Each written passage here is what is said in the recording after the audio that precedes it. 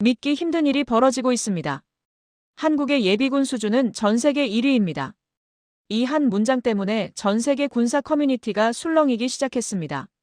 이 사람은 다름 아닌 미 해병대 출신 75만 군사 유튜버 다니엘 하퍼였습니다. 불과 며칠 전까지만 해도 그는 민간인은 군사훈련에 적합하지 않다, 민간인이 어떻게 폭동을 막을 수 있겠냐며 비웃었습니다. 그러나 미국 LA의 루프탑 코리안 실전 영상을 본 후 그의 표정은 완전히 달라졌습니다. 그가 올린 영상은 단 하루 만에 수백만 조회수를 기록했고 한국인 예비군의 위상을 널리 알렸죠. 하지만 더 충격적인 건 그가 강조한 한국군의 치명적인 무기였습니다. 과연 무슨 일이 벌어지고 있는지 전해드리겠습니다. 구독과 좋아요로 함께해 주시죠. 저는 다니엘 하퍼입니다. 미 해병대에서 12년간 정찰병으로 복무했고 현재는 구독자 75만 명의 군사분석 채널을 운영하고 있죠.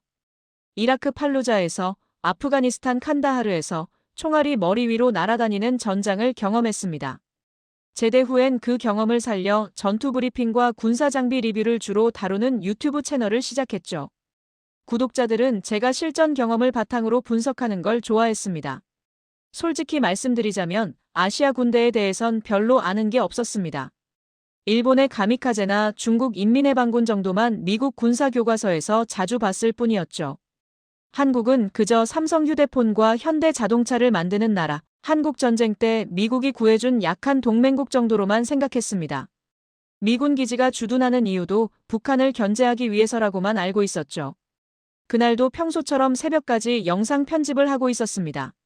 베트남 전쟁 당시 미군 저격수들의 전술을 분석한 40분짜리 영상이었죠. 댓글들을 하나씩 확인하던 중 특이한 문장 하나가 눈에 들어왔습니다. 한국인들은 이미 미국 도시에서 실탄 전투를 치른 적 있습니다. 스카이라인 코리안을 검색해보세요. 댓글을 단 사람의 닉네임은 LAPDV191이었습니다. 로스앤젤레스 경찰 출신이 91년을 강조하며 쓴 댓글이라니 뭔가 구체적인 사건을 지칭하는 것 같았죠. 하지만 처음엔 그저 웃어넘겼습니다. 민간인이 도시에서 옥상 방어전을 펼쳤다. 아마 영화나 게임 이야기를 하는 거겠거니 싶었죠. 코스프레인가 보지. 그런데 편집을 계속하면서도 그 댓글이 자꾸 머릿속에 맴돌았습니다. 경찰 출신이 구체적인 연도까지 언급하며 쓴 댓글, 실탄 전투라는 표현, 그리고 스카이라인 코리안이라는 생소한 단어. 호기심이 생겼습니다. 결국 편집 중이던 타임라인을 저장하고 새 탭을 열었죠. 검색창에 천천히 입력했습니다.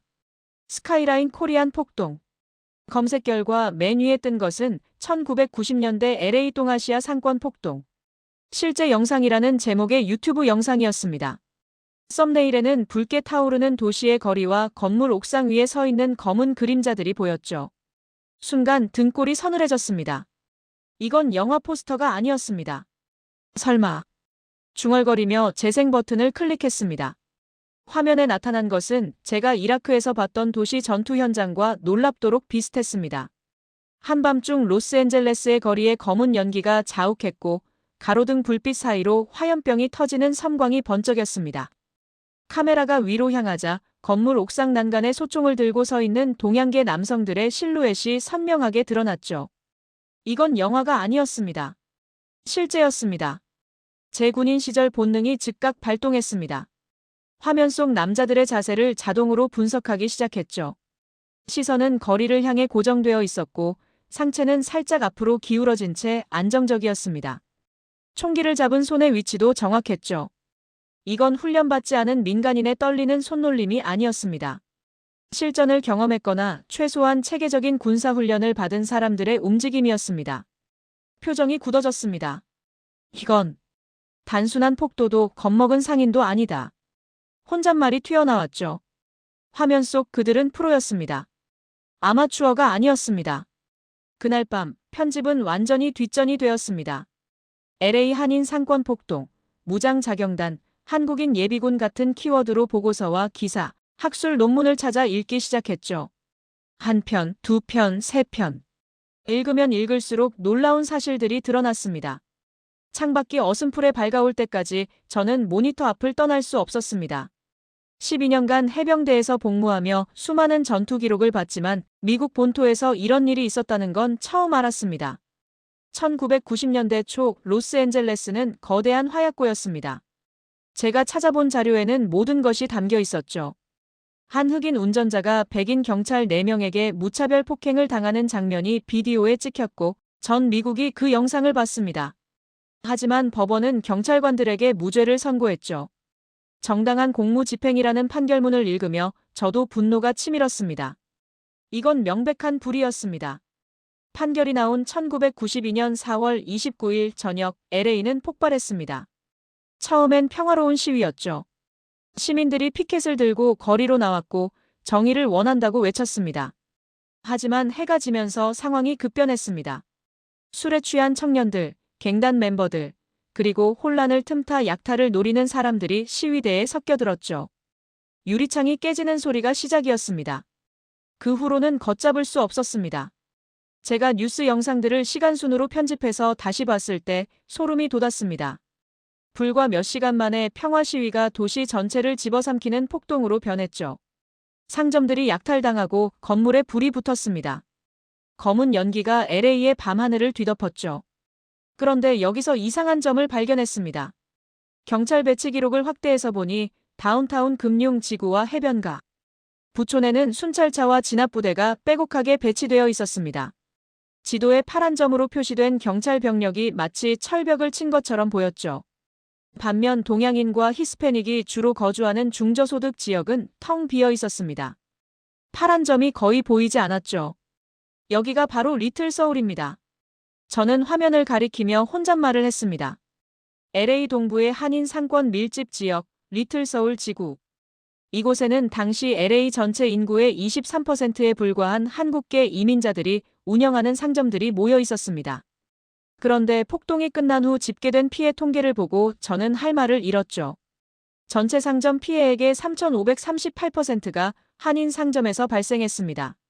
막대 그래프로 바꿔서 보니 더 명확했습니다. 인구 비율과 피해 비율이 전혀 맞지 않았죠. 숫자로 보면 누가 방치됐는지 보입니다. 저는 시청자들에게 이렇게 설명할 수밖에 없었습니다. 폭동 첫날 저녁 리틀 서울의 한 슈퍼마켓에서는 이런 일이 벌어지고 있었습니다. 가게 주인 윤대성 씨는 TV로 인근 흑인 상권이 불타는 모습을 지켜보고 있었죠. 불안한 마음에 경찰서에 전화를 걸었습니다. 1번, 2번, 3번. 하지만 돌아오는 대답은 한결같았습니다. 다른 긴급 출동이 우선입니다. 조금만 기다려주세요. 윤 씨는 전화기를 내려놓으며 쓴웃음을 지었다고 합니다. 우린 순서에서 밀린 거야. 그의 말에는 체념이 묻어났죠. 리틀 서울 전체가 공포에 떨고 있었습니다. 한인 상인들은 서둘러 창문을 합판으로 막기 시작했죠. 망치질 소리가 거리에 울려 퍼졌습니다. 가게를 닫고 도망칠지 아니면 남아서 지킬지를 두고 가족들끼리 격한 논쟁이 벌어졌습니다. 식탁에 둘러앉아 밤늦게까지 언성이 오갔죠. 애들 생각해. 당장 짐 싸서 떠나자. 이 가게가 우리 전부야. 여기 놔두고 가면 뭐 먹고 살아? 논쟁은 결국 한 가지 현실로 수렴되었습니다. 이들은 가게가 전부인 사람들이었습니다. 미국에 온 지 얼마 안 된 이민자들에게 가게는 단순한 사업체가 아니었죠. 주택 융자금, 아이들 학비, 가족의 미래, 모든 것이 그 작은 가게에 걸려 있었습니다. 도망친다면 다시 시작할 여력이 없었습니다. 한 중년 상인 노경수 씨의 증언이 제 가슴을 쳤습니다. 도망쳤다가 이대로 다 잃어버리면 다시 시작할 힘이 없을 것 같았습니다. 그의 목소리에는 20년 전의 절박함이 그대로 담겨 있었죠. 가진 것을 모두 걸고 미국에 왔는데 그것마저 잃는다면 무엇이 남겠습니까? 저는 영상을 편집하며 시청자들에게 고백했습니다. 저는 그 시절 대학에서 시험 준비하느라 바빴습니다. 폭동이 일어났다는 건 알았지만 남의 일이라고 생각했죠. 하지만 그 사이에 같은 도시에서 누군가는 완전히 버려진 채 전쟁을 치르고 있었던 겁니다. 경찰은 부유한 백인 지역을 지키러 갔고 언론은 센세이셔널한 장면만 쫓아다녔습니다. 그리고 리틀 서울은 철저히 혼자 남겨졌죠. 도시 한복판의 섬처럼 고립된 채로 말입니다. 리틀 서울 한복판에 있던 소규모 한인 라디오 방송국 K보이스 LA. 평소라면 이 시간에는 트로트 음악과 동네 식당 광고가 흘러나왔을 겁니다. 하지만 그날 저녁은 달랐죠. 아나운서 류지호 씨는 계속 걸려오는 제보 전화를 받고 있었습니다. 우리 가게 앞에 폭도들이 몰려오고 있어요. 경찰은 언제 오나요? 1시간째 기다리는데. 경찰차가 아예 안 들어와요. 우리 동네는 버려진 것 같아요. 같은 내용의 전화가 연달아 걸려왔습니다. 류지호 씨는 수화기를 내려놓고 잠시 고민했다고 합니다. 그리고 결단을 내렸죠. 편성표를 찢어버리고 긴급 생방송 버튼을 눌렀습니다. 마이크 앞에 앉은 그는 떨리는 숨을 한 번 크게 들이쉬었습니다. 그리고 차분하지만 단호한 목소리로 말했죠. 지금 리틀서울 주변에서 약탈이 계속되고 있습니다. 경찰은 다른 곳을 지키느라 여기까지 오지 못하고 있습니다. 우리는 스스로를 지켜야 합니다. 침묵이 흘렀습니다. 그는 잠시 망설이다가 다시 입을 열었죠. 평생 하지 않을 것 같았던 말이 튀어나왔습니다. 군 복무 경험 있으신 분들, 지금 라디오 들으시면 가게만 지키지 마시고 서로 연락을 주세요. 혼자서는 못 막습니다. 같이 지켜야 합니다. 이것은 사실상 자위 조직을 촉구하는 방송이었습니다. 평화로운 이민자 사회에서는 상상도 못할 일이었죠. 하지만 그들에게는 선택의 여지가 없었습니다. 방송을 듣고 있던 타이어 가게 사장 배성호 씨는 손님 차를 수리하던 렌치를 내려놓았습니다. 기름때 묻은 손을 작업복에 닦으며 중얼거렸죠. 이대로 기다리면 우리 구역만 다 태워질 거야. 그는 서둘러 가게 철문을 내리고 집으로 달려갔습니다. 창고 깊숙한 곳에서 먼지 쌓인 사냥용 산탄총을 꺼냈죠. 그리고 더 안쪽에서 낡은 군용 가방을 찾아냈습니다. 한국에서 군 복무할 때 입었던 전투복이 그 안에 있었습니다. 중국 식당을 운영하던 혼혈 한인 이세리나 최 씨도 라디오를 듣고 있었습니다. 아버지가 한국에서 예비군 훈련을 받으러 간다고 했던 말이 떠올랐죠. 아버지가 예비군 나간다던 게 이거였구나. 그녀는 급히 식당호를 정리하고 주변 한국 상인들에게 전화를 돌리기 시작했습니다. K보이스 LA 주파수와 현재 상황을 공유했죠. 밤 9시가 되자 K보이스 LA 스튜디오는 완전히 다른 공간으로 변해 있었습니다. 벽 한쪽에는 리틀서울 지도가 붙었고 류지호 씨와 스태프들이 빨간 펜을 들고 분주하게 움직였죠. 화재 발생 지점은 빨간 X로, 한인 상점들은 파란 동그라미로, 예비역들이 모이는 장소는 초록 별표로 표시했습니다. 작은 라디오 방송국이 임시 작전실로 변한 겁니다. 그때 스튜디오 문이 열리고 한 남자가 들어왔습니다. 50대의 단단한 체구, 짧게 깎은 머리, 그리고 날카로운 눈빛. 베트남전 참전 용사 장기훈 씨였죠. 그는 지도 앞에 서서 잠시 상황을 파악한 뒤 손가락으로 지도를 짚어가며 말했습니다. 리틀 서울을 세 구역으로 나눕시다. 1구역은 북쪽 번화가, 2구역은 학교 주변 주거지, 3구역은 남쪽 창고지대. 각 구역마다 군필자 최소 5명씩은 있어야 합니다. 그의 목소리는 차분했지만 권위가 있었습니다. 전쟁터에서 부하들을 지휘했던 경험이 묻어났죠. 무전기와 전화가 쉴 새 없이 울렸습니다. 1구역에 육군 출신 3명 더 필요합니다. 2구역 옥상 진입로 확보했습니다. 3구역에 산탄총 2정, 사냥용 라이플 3정 있습니다. 마치 군 작전을 방불케 하는 보고들이 오갔죠. 한편 여성들과 노인들도 가만히 있지 않았습니다. 방송국 뒤편 휴게실은 후방 지원 기지가 되었죠. 아주머니들이 샌드위치를 만들고 커피를 끓이고 생수를 상자째 쌓아놓았습니다. 구급상자도 여러 개 준비했죠. 한 할머니가 말했습니다. 앞에 나가는 건 남자들이지만 뒤는 우리가 붙잡고 있어야지. 전쟁은 혼자 하는 게 아니잖아. 저는 이 장면을 재구성하며 감탄했습니다. 지도, 무전, 식량, 의료. 군사 교과서에 나오는 4가지 필수 요소를 이 작은 라디오 방송국이 완벽하게 갖춰가고 있었습니다. 아무도 시키지 않았는데 말이죠. 마치 그들의 DNA에 전시 대응 매뉴얼이 새겨져 있는 것처럼 각자의 역할을 찾아 움직였습니다. 밤이 깊어갈수록 스튜디오의 지도는 점점 복잡해졌습니다. 빨간색 표시가 늘어났고 초록색 별표도 하나둘씩 추가되었죠. 류지호 씨는 목이 쉬어가면서도 방송을 멈추지 않았습니다. 올림픽가와 웨스턴가 교차로에 지원 필요합니다. 3번가 쪽은 현재 안전합니다. 계속해서 상황을 전해드리겠습니다. 작은 라디오 전파가 리틀 서울 전체를 하나로 연결하고 있었습니다. 그리고 흩어져 있던 한인들이 서서히 조직화되기 시작했죠. 전쟁이 시작되고 있었습니다. 첫날 밤 11시 리틀 서울 외곽에 불길한 그림자들이 나타났습니다. 마스크를 쓴 젊은 폭도 수십 명이 떼를 지어 몰려왔죠. 그들은 TV에서 본 다른 구역의 약탈 장면을 흉내내듯 야구방망이와 유리병을 들고 있었습니다. 흥분한 고함 소리가 밤거리에 울려 퍼졌죠. 그런데 그들은 몰랐습니다. 어둠 속에서 또 다른 그림자들이 움직이고 있다는 것을요. 장기훈 씨가 이끄는 1구역 방어조는 이미 각자의 위치를 잡고 있었습니다. 건물 내부의 좁은 다락을 통해 옥상으로 올라간 그들은 안테나와 환풍기 뒤에 몸을 숨겼죠. 각자 다른 건물의 높이와 구조에 맞춰 최적의 사격 위치를 찾았습니다. 마치 훈련받은 부대처럼 일사불란했죠. 타이어 가게 사장 배성우 씨는 손재주를 발휘했습니다.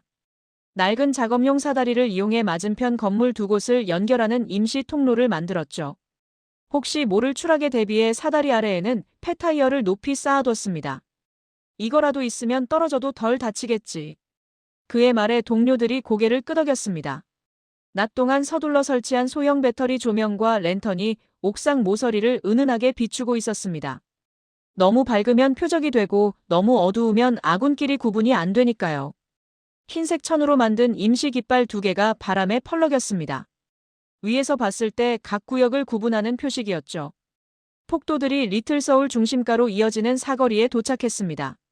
선두에 선 젊은이가 벽돌을 들어올렸죠. 첫 번째 가게의 쇼윈도를 깨뜨리려는 순간이었습니다. 갑자기 하늘이 대낮처럼 밝아졌습니다. 펑!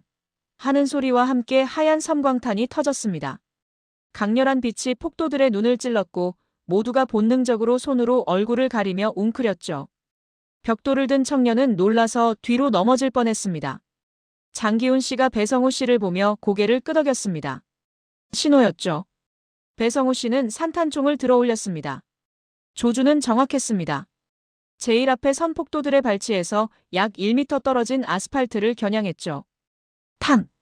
총성이 밤하늘을 찢었습니다. 산탄이 아스팔트에 박히며 파편이 튀어올랐습니다. 작은 돌멩이들이 폭도들의 신발 앞에 떨어졌죠. 실탄이었습니다. 이건 장난이 아니었습니다. 그때 확성기를 든 목소리가 들렸습니다.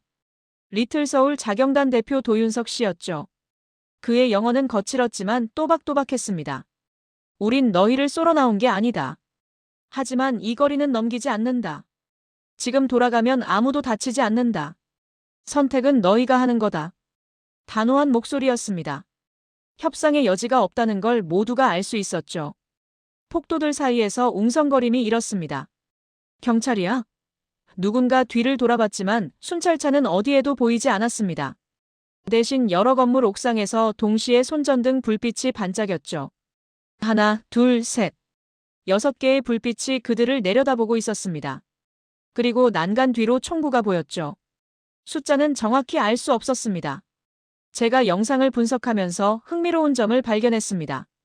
폭도들의 몸짓이 변하는 순간이 포착됐죠. 처음에는 흥분으로 들떠있던 어깨가 총성 이후 움츠러들었습니다. 주먹을 휘두르던 손들이 주머니 속으로 들어갔고 앞으로 향하던 발걸음이 뒤로 물러서기 시작했습니다. 공포와 계산이 동시에 작동하는 순간이었죠. 우리가 몇 명인지 아냐? 폭도 중 하나가 허세를 부렸습니다. 알아. 도윤석 씨의 대답은 침착했습니다. 하지만 우리가 어디 있는지는 너희가 모르지. 그리고 우리는 쏠 줄 안다. 또 다른 경고 사격이 있었습니다. 이번에는 다른 건물에서였죠. 그리고 또 다른 곳에서 총성이 메아리처럼 울렸습니다. 폭도들은 자신들이 포위됐다는 걸 깨달았죠. 서로를 밀치며 뒤로 물러서기 시작했습니다. 이 동네는 미쳤어. 총 들고 있잖아. 진짜로 쏠 것 같은데? 공포에 질린 목소리들이 들렸죠. 용감하게 앞장서던 리더도 이제는 뒤로 빠지고 있었습니다. 5분도 안 돼서 폭도들은 모두 사라졌습니다. 왔던 길로 황급히 도망쳤죠. 거리에는 다시 정적이 흘렀습니다. 저는 이 장면을 보며 감탄했습니다. 그들은 방아쇠를 당길 줄만 아는 사람들이 아니었습니다. 어디까지가 경고이고 어디서부터가 선을 넘는 것인지 정확히 알고 있었죠. 한 발의 실탄도 사람을 향해 쏘지 않았지만 모든 폭도를 물러나게 만들었습니다. 이것은 절제된 무력 사용의 교과서적인 예시였습니다. 군사훈련을 받은 사람만이 할 수 있는 일이었죠. 죽이는 것이 목적이 아니라 지키는 것이 목적이었기에 그들은 정확히 필요한 만큼만 무력을 사용했습니다. 첫날 밤의 첫 전투는 이렇게 끝났습니다. 하지만 이것은 시작에 불과했죠. 진짜 시험은 아직 오지 않았습니다. 둘째 날 오후 상황이 급변했습니다. 전날 밤 옥상에서 쫓겨난 폭도들은 자존심이 상했죠. 아시아인들한테 당했다는 소문이 퍼지면서 그들의 분노는 더욱 커졌습니다. 이번엔 숫자로 밀어붙이기로 했죠. 각 구역의 갱단과 약탈자들이 연합했습니다. 대략 900명에서 1000명 규모의 거대한 집단이 형성됐죠.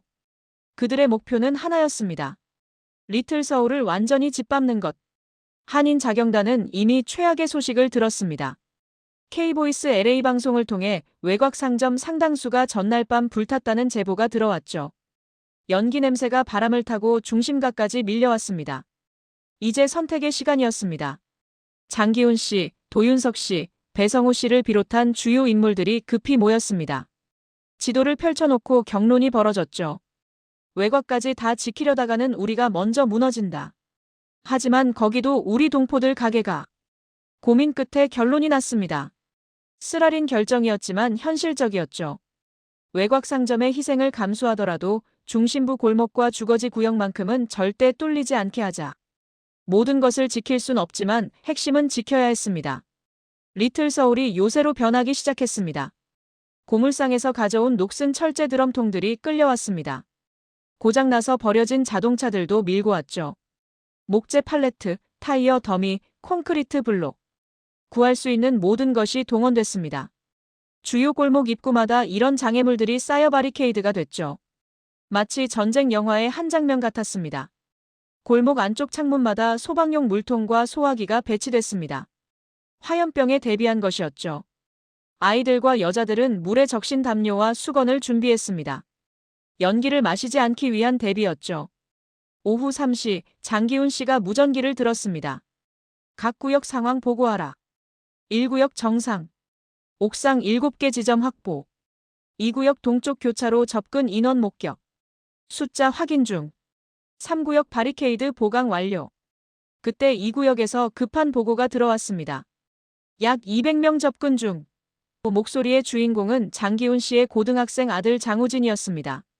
아버지가 맡긴 쌍안경으로 정확히 인원을 세고 있었죠. 가족 전체가 이 전쟁에 동원된 것입니다. 오후 4시 드디어 그들이 왔습니다. 리틀 서울 중심 사거리에 검은 물결처럼 폭도들이 밀려들었습니다. 전날과는 차원이 달랐죠. 일부는 금속 쓰레기통 뚜껑을 방패처럼 들고 있었고 두꺼운 재킷을 여러 겹 껴입은 사람들도 있었습니다. 총알을 맞겠다는 준비였죠. 오늘은 끝장을 보자. 고함 소리가 들렸습니다. 도윤석 씨가 손을 들었습니다. 신호였죠. 순간 여러 건물에서 동시에 경광탄이 하늘로 치솟았습니다. 팡! 팡! 팡! 연속으로 터진 섬광탄이 하얀 연기를 만들며 폭도들 머리 위에 퍼졌습니다. 눈부신 빛이 대낮처럼 거리를 비췄죠. 이어서 경고 사격이 시작됐습니다. 탕! 타탕! 탕! 여러 방향에서 총성이 울렸습니다. 총알은 정확히 바닥과 허공을 향했죠. 아스팔트에서 먼지 기둥이 솟아올랐고 콘크리트 파편이 튀었습니다. 폭도들의 발 앞 30cm 지점에 탄흔이 생겼습니다. 방패를 들고 앞장선 폭도들이 멈칫했습니다. 발 앞에 박힌 실제 총알 자국을 보고 주춤거렸죠. 뒤에서 밀어붙이던 사람들과 부딪히며 대열이 흐트러졌습니다. 앞으로 가! 미쳤어? 총알이야! 혼란스러운 고함이 오갔습니다. 도윤석 씨가 확성기를 들었습니다. 그의 목소리는 얼음처럼 차가웠습니다. 들어라! 우리는 뒤로 물러서는 사람은 쏘지 않는다. 하지만 이 선을 넘으면 경고가 아니다. 다시 말한다. 이 선을 넘으면 더 이상 경고탄이 아니다. 수백 명의 폭도들이 멈춰섰습니다. 아무도 먼저 선을 넘으려 하지 않았죠. 그 순간 K보이스 LA 스튜디오는 전장의 지휘소가 되어 있었습니다. 서쪽 진입로 집단 후퇴 중. 북쪽 옥상 탄약 3분의 1 남음. 보급 필요. 2구역 동쪽 추가 병력 요청. 무전 보고가 쉴 새 없이 들어왔습니다. 류지호 씨는 목이 완전히 쉬어버렸지만 방송을 멈추지 않았죠. 지금 버티고 있습니다. 여러분은 혼자가 아닙니다. 우리 모두가 함께하고 있습니다. 그의 말은 단순한 방송 멘트가 아니었습니다. 싸우고 있는 모든 이들에게 전하는 격려였고 위로였죠. 대치 상태가 1시간 넘게 이어졌습니다. 폭도들은 여러 번 전진을 시도했지만 그때마다 정확한 경고 사격이 그들을 막았죠.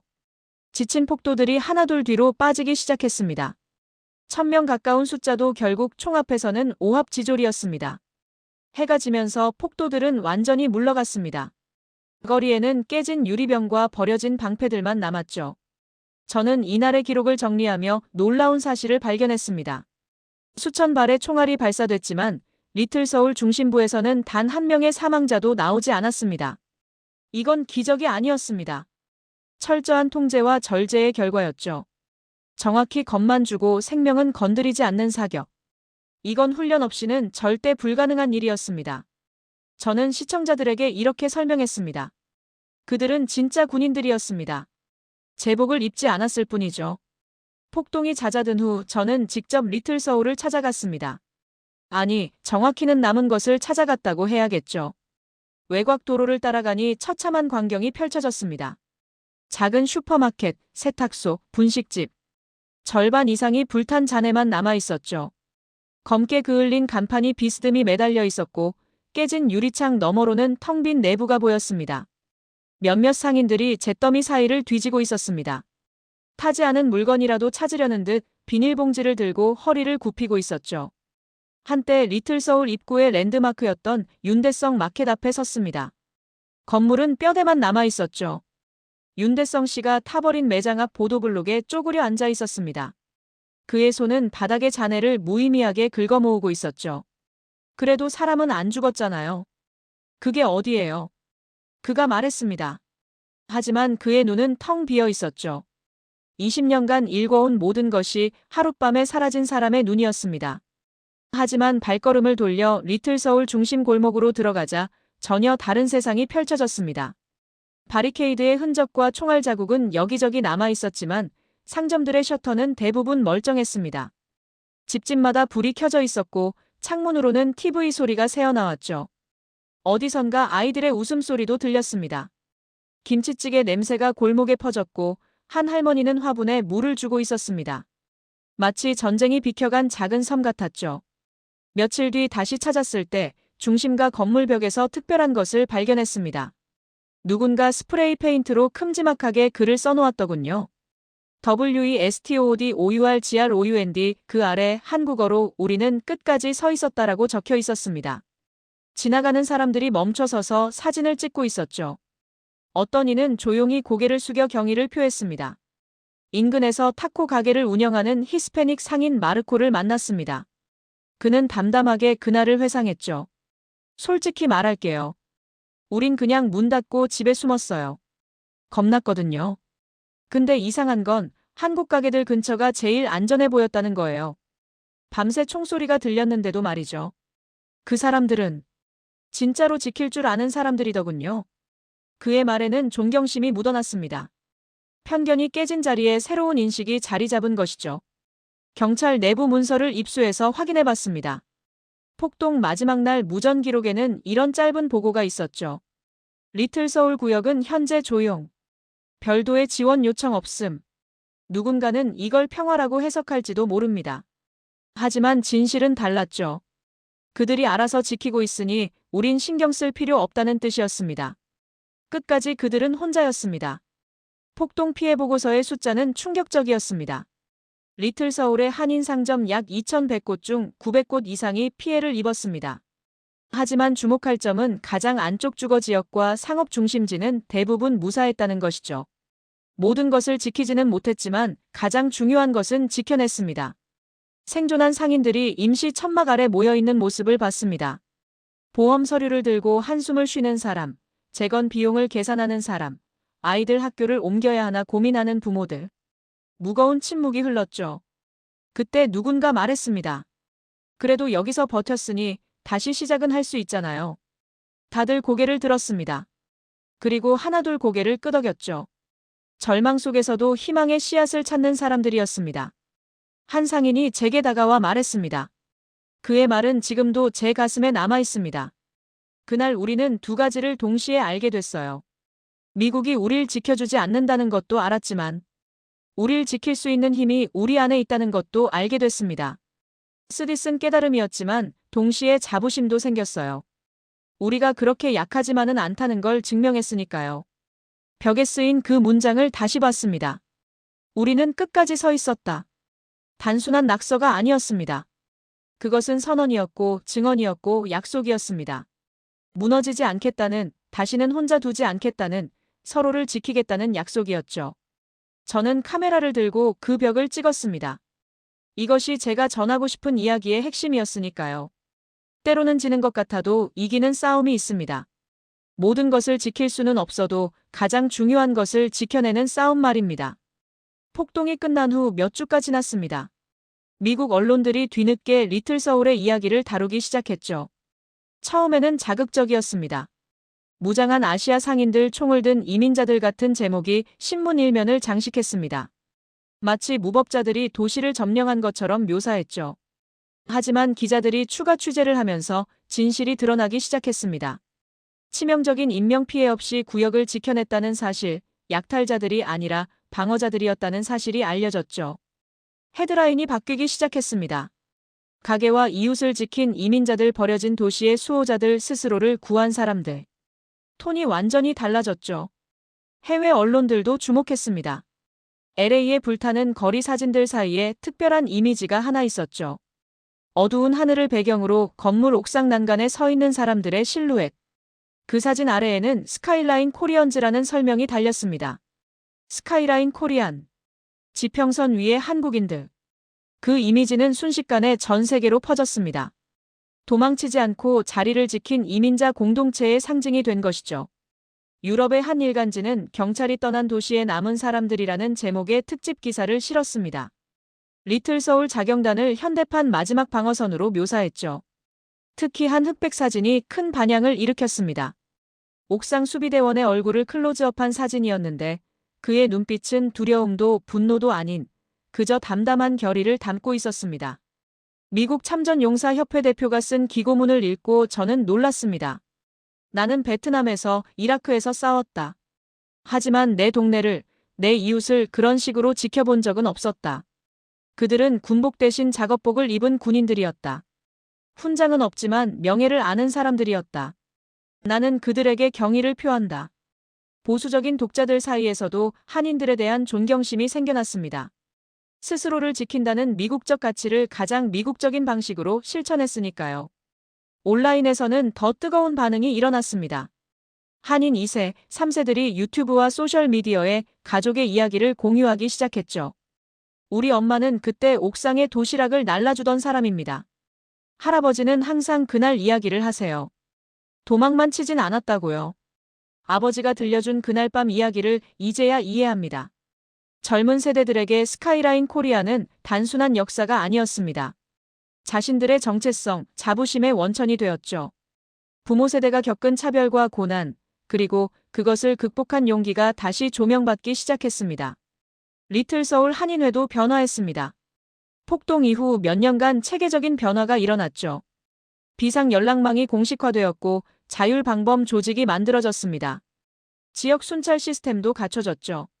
하지만 가장 큰 변화는 정치적 각성이었습니다. 이제는 목소리를 내야 한다. 이것이 새로운 모토가 되었습니다. 시의회 선거, 교육위원회 선거에 한인 후보들이 출마하기 시작했죠. 투표율도 급격히 올라갔습니다. 더 이상 조용히 일만 하는 소수민족이 아니었습니다. 자신들의 권리를 당당히 요구하는 시민이 되었죠. 저는 이 모든 자료를 정리하며 새로운 시리즈를 기획했습니다. 제목은 스카이라인 코리안, 버려진 도시에서 살아남은 사람들로 정했죠. 썸네일에는 불타는 LA 위로 보이는 옥상의 실루엣을 넣었습니다. 단순하지만 강렬한 이미지였죠. 업로드 버튼을 누르기 전 잠시 망설였습니다. 혹시 편파적이라고 욕먹지 않을까? 백인 퇴역 군인이 한국인 편을 든다고 비난받지 않을까? 하지만 이내 마음을 굳혔습니다. 사실을 있는 그대로 보여주는 게 군사 분석가로서의 내 일이다. 그렇게 스스로에게 말하며 업로드 버튼을 눌렀죠. 그 영상은 제 채널 역사상 가장 큰 반향을 일으켰습니다. 전 세계 사람들이 스카이라인 코리안의 이야기에 주목하기 시작했죠. 그리고 저는 깨달았습니다. 이것은 단순히 한국인들의 이야기가 아니라 위기 앞에서 인간이 보여줄 수 있는 용기와 연대의 이야기였다는 것을요. 옥상의 실루엣은 이제 하나의 아이콘이 되었습니다. 포기하지 않는 사람들, 서로를 지키는 사람들, 절망 속에서도 희망을 놓지 않는 사람들의 상징이 되었죠. 그리고 그것은 30년이 지난 지금도 여전히 많은 이들에게 영감을 주고 있습니다. 영상이 올라간 지 24시간 만에 조회수가 90만을 넘었습니다. 제 채널 역사상 가장 빠른 성장이었죠. 댓글창은 폭발했습니다. 이게 진짜 커뮤니티 디펜스다. 정부를 믿지 말고 스스로를 지켜야 한다. 우리 동네에도 이런 이웃들이 있었으면 좋겠다. 서로를 지키는 사람들. 30년 전 이야기인데 왜 지금 봐도 감동적이지? 각국 언어로 댓글이 쏟아졌습니다. 프랑스어, 스페인어, 일본어, 아랍어. 전 세계 사람들이 이 이야기에 공감하고 있었죠.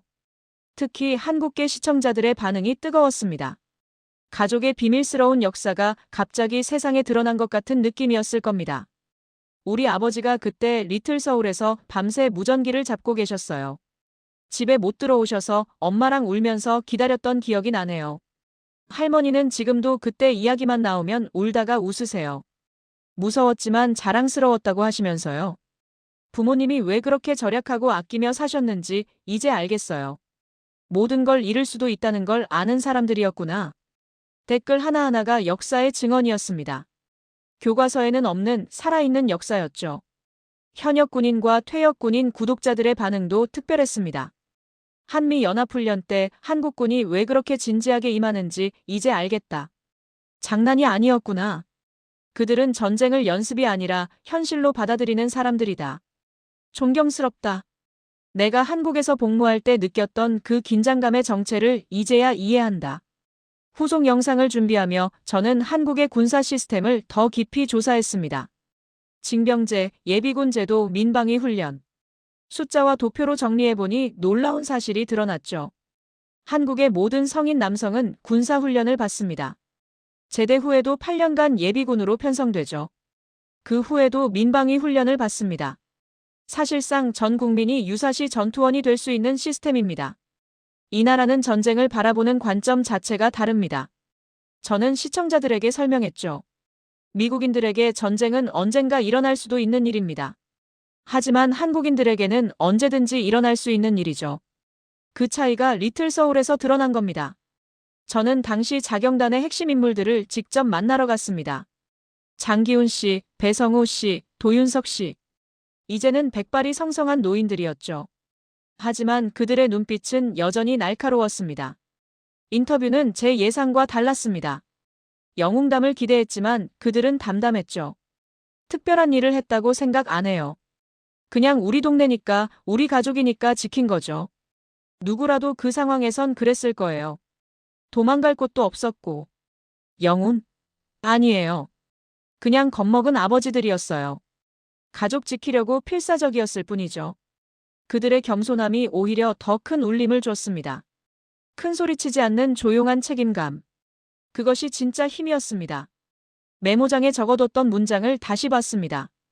큰 소리보다 조용한 책임감이 더 무섭다. 시리즈 마지막 영상을 준비하며 저는 오랫동안 카메라 앞에서 말을 잇지 못했습니다. 어떻게 정리해야 할지 막막했죠. 그러다 문득 깨달았습니다. 복잡하게 생각할 필요가 없다는 것을요. 카메라를 정면으로 바라보고 천천히 말하기 시작했습니다. 한국 사람들은 일상에선 양처럼 삽니다. 조용하고 부지런하고 불평 없이 일하죠. 과시하지 않고 튀지 않으려 합니다. 하지만 위기가 오면 달라집니다. 사자처럼 이빨을 드러내고 자기 자리에서 한 발짝도 물러나지 않죠. 잠시 숨을 고르고 이어갔습니다. 저는 평생 전장의 지도와 전투 기록만 보며 용기를 정의하려 했습니다. 하지만 진짜 용기가 뭔지는 리틀 서울에서 배웠습니다. 경찰이 떠난 거리에서도 자리를 지키는 사람들, 절망적인 상황에서도 서로를 놓지 않는 사람들의 눈빛에서 배웠죠. 마지막 화면은 LA 하늘 위로 보이는 옥상의 실루엣이었습니다. 30년 전 그날 밤의 사진이었죠. 엔딩 크레딧이 올라가는 동안 나레이션을 녹음했습니다. 언젠가 여러분도 절벽 끝에 서 있는 순간이 올 겁니다. 모든 것을 잃을 것 같은 두려움에 떨 때가 올 거예요. 그때 리틀 서울의 옥상을 떠올려 주세요. 조용하지만 끝까지 포기하지 않던 그 눈빛을요. 우리 모두의 안에는 그런 힘이 있습니다. 평소엔 잠들어 있을 뿐이죠. 영상이 끝났습니다. 하지만 이야기는 끝나지 않았죠. 댓글창에는 새로운 이야기들이 계속 올라오고 있었습니다. 전 세계 곳곳에서 자신들의 스카이라인 코리안을 찾고 있었죠. 그리고 저는 확신했습니다. 이것이 바로 인간의 위대함이라고. 가장 어두운 순간에 가장 밝은 빛을 발하는 것. 혼자일 때 가장 약하지만 함께일 때 가장 강한 것. 그것이 우리가 여전히 희망을 품고 살아가는 이유라고 말입니다.